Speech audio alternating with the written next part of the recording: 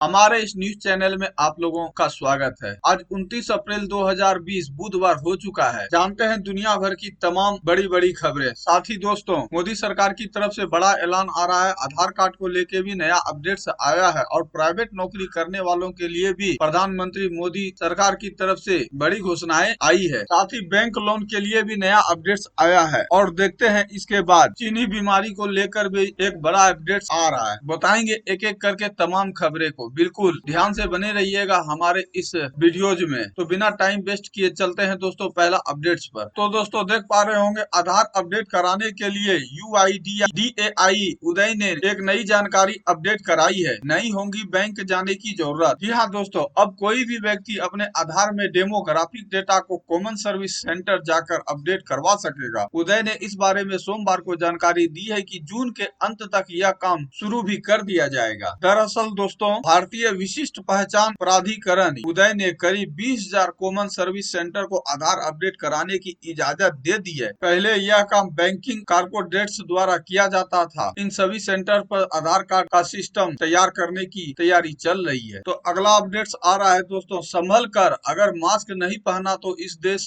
में लगेगा 8 लाख रुपया तक का जुर्माना। यहाँ दोस्तों, अगर जर्मनी की बात करें तो जर्मनी इस वायरस को लेकर के अपने नियम कानून बहुत ठोस एंड सख्त कर दिए हैं। जर्मनी ने इस वायरस के संक्रमण को काबू में करने के लिए नियम कायदे सख्त कर दिए हैं। नए नियम के मुताबिक जर्मनी में पब्लिक ट्रांसपोर्ट, लंबी दूरी की ट्रेनों और दुकानों में सामान की खरीदारी करते वक्त मास्क लगाना जरूरी होगा। सोमवार से नया कानून देश के 16 में से 15 राज्यों में लागू हो चुका है। बुधवार के बाकी बचे एक राज्य में भी ये कानून लागू कर दिए हैं। ये खबर दोस्तों इसलिए आपको बता रहे हैं कि ये अंतर्राष्ट्रीय न्यूज खबर है, लेकिन आप लोग भी घर से बाहर निकले तो मास्क जरूर पहने और आपस में एक दूसरे से दूरी बना करके चले, सोशल डिस्टेंसिंग का ख्याल रखें। तो चलते हैं दोस्तों अगला अपडेट्स पर। केंद्र सरकार का वर्क फ्रॉम होम पर बड़ा फैसला आया है। IT BPO कंपनियों के कर्मचारी 31 जुलाई तक करेंगे घर से काम। सरकार ने बढ़ाई छूट की सीमा। जी हाँ दोस्तों, वर्क फ्रॉम होम की मौजूदा समय सीमा 30 अप्रैल को खत्म हो रही थी, लेकिन मौजूदा समय सीमा IT सेक्टर के 85% कर्मचारी घर से काम कर रहे हैं। देश भर में इस संक्रमितों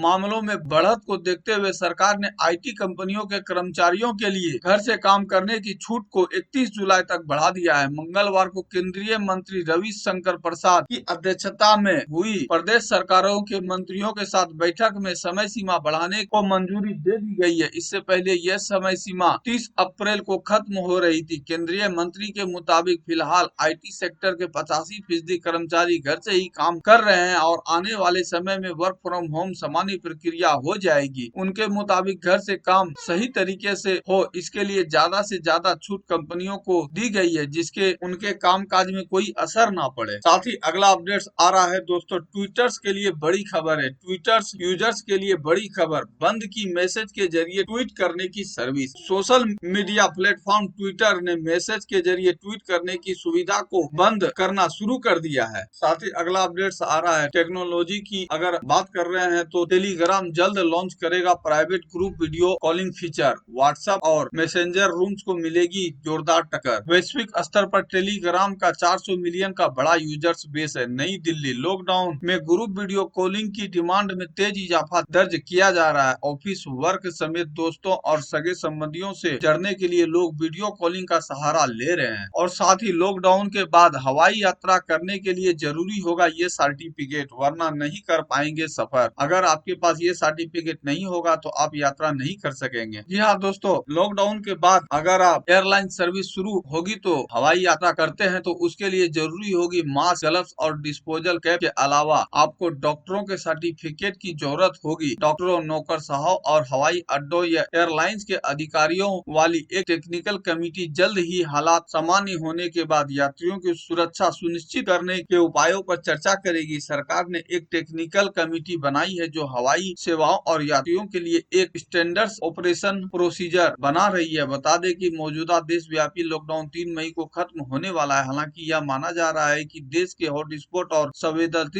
संवेदनशील क्षेत्रों में प्रतिबंध जारी रह सकती है। और साथ ही अगला अपडेट देख पा रहे होंगे कि निजी कर्मचारियों को पूरी सैलरी देने का आदेश पर सुप्रीम कोर्ट ने नहीं लगाई रोक। गृह मंत्रालय से 2 हफ्ता में मांगा जवाब। निजी कर्मचारियों को पूरी सैलरी देने देने के लिए आदेश पर सुप्रीम कोर्ट ने नहीं लगाई रोक। गृह मंत्रालय से 2 हफ्ते का मांगा जवाब। गृह मंत्रालय की ओर से 29 मार्च को इस संबंध में सर्कुलर जारी किया गया था कि लॉकडाउन के दौरान भी प्राइवेट संस्थानों को कर्मचारियों को पूरी सैलरी देनी होगी। यही नहीं, ऐसा न करने पर कंपनियों को कानूनी कार्रवाई किए जाने की चेतावनी भी दी गई है। अगर वो स्टाफ को पूरी सैलरी नहीं देती है तो सुप्रीम कोर्ट उस पर कानूनी कार्रवाई करेगी। आइए अब देखते हैं एक अच्छी खबर। 48 घंटे बाद केंद्र सरकार का ये ऑफिस सामान्य तरीके से काम करने लगेगा। लॉकडाउन के कारण बहुत चीज बंद हो गए हैं। अब धीरे धीरे लॉकडाउन जैसे जैसे खत्म हो रहा है, धीरे धीरे चीजें खुलनी शुरू हुई है। ये जो नीति भवन है ना, नीति भवन आयोग ने बताया कि नीति आयोग के सभी अधिकारी काम कर रहे हैं, उपलब्ध हैं। नीति आयोग ने ट्वीट के जरिए दी इस जानकारी में भी यह भी बताया कि ये सभी अधिकारी घर से काम कर रहे हैं। ट्वीट में यह जानकारी भी दी गई है कि केंद्रीय स्वास्थ्य मंत्रालय के प्रोटोकॉल के मुताबिक 48 घंटे के बाद नीति भवन सामान्य तरीके से काम करने लगेगा। 48 घंटे बाद सामान्य तरीके से काम करना शुरू कर देगा नीति भवन। नीति आयोग ओर से किए गए ट्वीट में लिखा गया था कि नीति आयोग के सभी अधिकारी काम कर रहे हैं, उपलब्ध हैं और वर्तमान में घरों से काम कर रहे हैं। केंद्रीय स्वास्थ्य मंत्रालय के प्रोटोकॉल के मुताबिक नीति भवन 48 घंटे के बाद सामान्य तरीके से अपना काम शुरू कर देगा। आइए चलते हैं अगला अपडेट्स पे। इतिहास में एक रिकॉर्ड बन गया है। इतिहास में ऐसा कोई महीना नहीं हुआ जिसमें कि एक भी नई कारें नहीं बिकी हैं। अब जरा सोचिए इंडस्ट्रीज की हालत क्या हो गई होगी। देश के अंदर अप्रैल में एक भी कार नहीं बिकी। इतिहास में पहली बार ऐसा हुआ। मई में भी हालात सुधरने की उम्मीद दिखाई नहीं दे रही है।